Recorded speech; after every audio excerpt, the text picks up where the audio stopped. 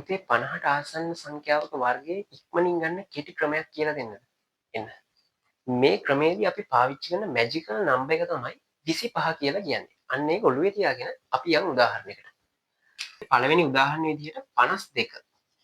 52 වර්ගය ගන්න ඕනේ. හරි? දැන් මෙහෙමයි. 52 හැදිලා තියෙන්නේ 50ට දෙකක් එකතු වෙලානේ. එතකොට අපි කරන්නේ අපේ මැජිකල් නම්බර් එක 25. එයාටත් දෙකක් එකතු කරන්න. 25ට දෙකක් එකතු කළාම 27යි. ඒක තමයි අපේ උත්තරේ පළවෙනි ඉලක්කම් දෙක.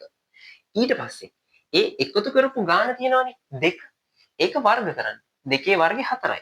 4 ඉලක්කම් දෙකක් විදිහට මෙන්න මෙතනට ලියන්න. ලියන්න 0.4 කියලා.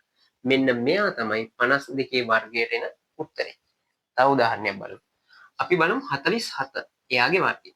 එතකොට 47 හැදිලා තියෙන්නේ පුතේ 50න් 3ක් අඩු වෙලා. ඒතර අපි කරන්නේ අපේ මැජිකල් නම්බර් එක 25න් 3ක් අඩු කරන්න. 25න් 3ක් අඩු කරාම 22යි. අන්න අපේ උත්තරේ පළවෙනි ඉලක්කම් දෙක. ඊට පස්සේ දැන් මෙතනදී අපි අඩු කරපු නිසා අඩු කරපු සංඛ්‍යාව 3 වර්ග කරන්න. 3 වර්ගය 9යි. 9 අපි ඉලක්කම් දෙකක් විදිහට මෙන්න මෙතනට ලියනවා. 2209 තමයි 47 වර්ගයේ උත්තරේ.